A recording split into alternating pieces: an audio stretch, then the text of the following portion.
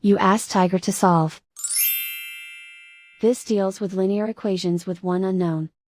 The final result is v equals 16. Let's solve it step by step. Simplify the expression. Simplify the arithmetic.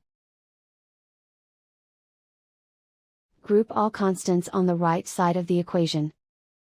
Add 15 to both sides. Simplify the arithmetic.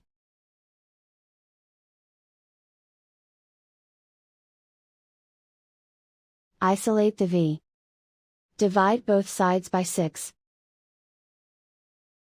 Simplify the fraction. Find the greatest common factor of the numerator and denominator. Factor out and cancel the greatest common factor. And so the final result is v equals 16.